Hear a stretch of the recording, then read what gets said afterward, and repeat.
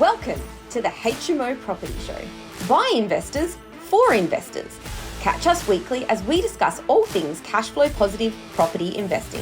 Whether you're a seasoned investor, a new landlord, or just curious about property investing, this is the podcast for you. Sponsored by the Co-Living Collective, your trusted partner in creating vibrant and sustainable shared living experiences. Visit us at colivingcollective.com.au to learn more. Welcome back to the HMO Property Show on Quote Vault. Today's quote is from Tony Robbins: "Decisions, not conditions, determine my destiny." So now, let's take a look at you and what you want. If you and I want to say, why do people's lives turn out differently than other people? We can come up with one word and I can show you where it is. Decisions. Write down: decisions, not conditions, determine my destiny. Decisions, not conditions, determine my destiny.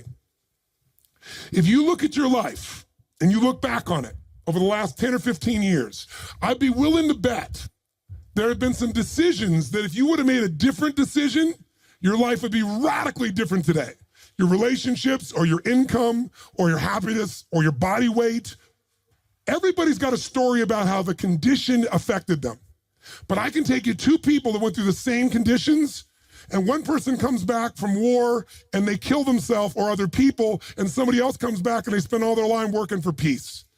I can find two people who were abused as a child. One of them lives totally inside themselves, feeling sorry for themselves. The other one becomes somebody who has an incredibly passionate relationship because they're never going to let anybody hurt who they love. Same conditions, different decisions.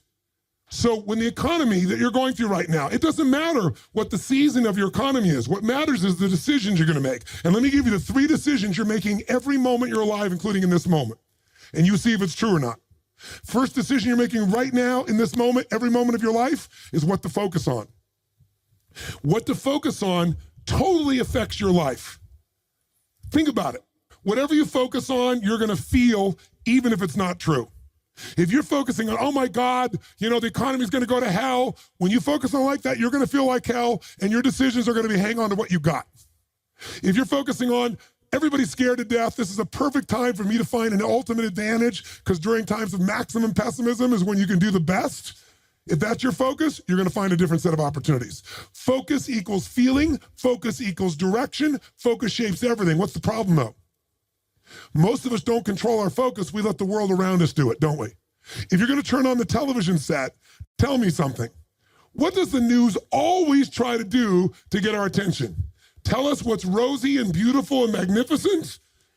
No. Or find something that will jolt us. Which one? Jolt us. In the old days, today the news is in your pocket, right? It comes to you through your Twitter feed. It comes to you by being fed to, for example, by text by friends or whatever. The news follows us. But to get our attention in a world where everyone's fighting for our attention, they're looking for a story to jolt you. In the old days, before you had news in your pocket, you walked by a newspaper stand, and if it said something like, the headline at the top said, "Great weather this weekend," what did you do? Smiled. That's cool. Did you buy the paper? No, I'm not gonna buy the paper. Great weather. I know what I need to know.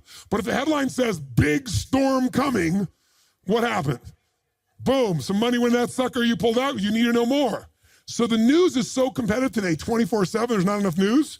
They've got to constantly play this game. So if you don't take control of your focus, the world will do it for you. If you want to feel good about something, what kind of news? What if there was a movie, and you went to the movie, and here's the beginning of the movie.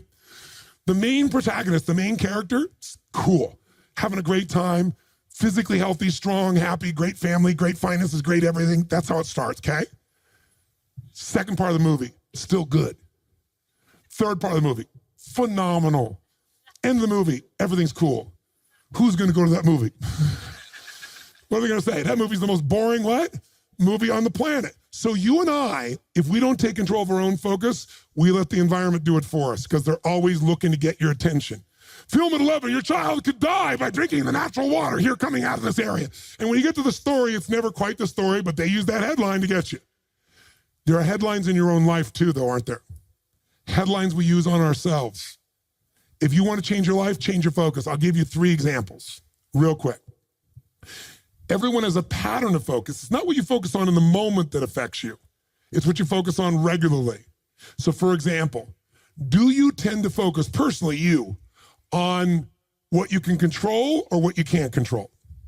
Those of you focus on what you can control tend to feel more in charge of life. Those that focus on what you can't control, by the way, is there plenty of stuff we can't control in this world, yes or no? Tons.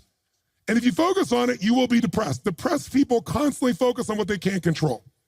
Second, and it doesn't matter what drugs you take, if you keep focusing on what you can't control, you're going to get depressed if we add two more. Here's another pattern. Do you tend to focus on what you have or what's missing in your life? The tendency today is what's missing, and sometimes we make up what's missing. If you focus on what you have, when you're focused on what you're grateful for, how does your life feel? When you start thinking, oh my God, look at how I'm living. I mean, the worst Australian person who's having the worst, toughest time is having a better time than 90%, I should say, more like 80% of the planet. Because about 80% of the planet lives on $2 a day. Most of us, our worst nightmare is somebody else in the world's greatest dream. But if we don't focus on what we have, and we focus on what we're missing, you're going to feel like hell. And don't get me wrong, sometimes focusing on what you're missing will give you some drive. Cool. But you just got to balance it out. People are depressed, always focus on what they can't control, always focus on what's missing. And here's the third one they have. Third one. And by the way, most of you have one of these, maybe two. Not all three. If you have all three, I know you get depressed pretty easily. Okay? Third one, do you tend to focus on the future, the present, or the past? No, we all do all three, right? But which one do you tend to put more focus on? The future, the present, or the past? What is it for you? Just say it out loud, quick. Now, in this room, you hear a lot of the future, which in my country is called future. And most of you came here because you're interested in the future, aren't you? Isn't that why you came here? That gives you an advantage, doesn't it? Because most people tend to look at the past. If you're focused on the past, since you can't control it, it's going to probably, many times, lower your energy or even depress you. If you focus on the present, you'll probably be happier because the present moment's got more to it. A great business person looks at the future and the present, back and forth. A great happy human being tends to live in the present. A miserable human being tends to live in the past. Now, there's some exceptions. If your past is the best part of your life, you might want to spend more time there. But the problem is, if you're trying to drive yourself into the future and you're using a rearview mirror called the past, what's going to happen, my friends? Tell me what's going to happen. You're going to crash. You're not going to go backwards, you're going to crash. Make sense? So these are just three. I could give you so many more, and if you decide to come to the seminar, we're not just going to tell you this, we're going to work on it, but I want to at least make you aware of it. So if you catch yourself focusing on what you can't control, go, okay, of course I can't control this, but this is what I am in charge of. This is what I can control. I'm missing this, that may be true, but here's what I do have. That will shift your state, which will then allow you to come up with a better what? Story, which will then get you to possibly be able to use a better strategy. Here's the second decision you're making right now as you're sitting here. Second decision, as soon as you focus on something, you now have to give it a meaning. What does this mean? What does this mean? So for example, is this problem in your life a problem? Is it God punishing you? Would it feel different than if you said I have a problem versus God's punishing me? Or is it a challenge? Or what if it was a gift? What if this problem was truly a gift? Would it change how you felt, the state you're in, the strategy you would find, versus if you thought this was a curse? You better believe it. And every moment we're making decisions, once we focus on something, on what it means. Were you just humiliating me? Were you teasing me? Were you challenging me? Whichever one you come up with is going to change a very different relationship between you and I. And it's all what you make up in your head, the meaning you give it. Is this the end or the beginning? If you think this is the end of a relationship, are you going to treat the person the same way as if you think it's the beginning of a relationship? Yes or no? If you think this is the end of your career, the end of opportunities to invest versus the beginning of them, then your whole experience is different. If your economy really were to take a huge explosion and take a huge drop down, it would be one of the greatest opportunities of your life. The fact that it's no longer growing geometrically is an advantage to you, if you understand that. Because by the way, you make more money when things burn down than when they grow because they burn down faster. It takes years to build the towers in New York, burn them down in a couple hours. And if you're smart, you can know how to do well no matter what the economy is doing. That's really the skill set you got to master. But none of that will you get to unless you can come up with an empowering meaning from the situation. That's what makes somebody successful. What makes Oprah Oprah is she focused on what she could control. Oprah focused on what was possible, what was in the future, and how she could do something right now to make it happen. Oprah mastered meaning. She didn't say, I'm African American, I'm poor and I'm broke and I have no resources. She goes, I'm a tower of power and I'm going to find a way to make this world change. Those belief systems got her, those states and beliefs, to the strategies that made her Oprah. Make sense? So the piece here is meaning. What does it mean? And then the third decision you're making right now, and again, when I say you're making it, be honest. You may not be making these decisions consciously. They may be being made in your unconscious just habitually because you're not paying attention. That's why you and I want to change our life. We got to wake up. So we decide what we focus on, we decide what things mean, and then the third decision, we decide what to do. What to do.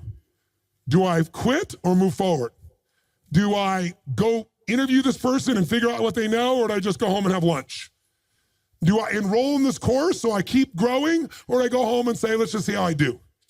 Your decisions are going to be affected. Do I stay married or do I get divorced? Do I walk up to that person and say, I want to meet you, or do I just stay here and go, maybe it's not the right time? Your decisions of what to do are powerfully shaped by the emotions you were feeling, and the emotions came from the meaning. They have a team. Tony Robbins, decisions, not conditions, determine my destiny. Join us again next time on the HMO Property Show. And remember, every master was once a disaster. Every winner was once a beginner.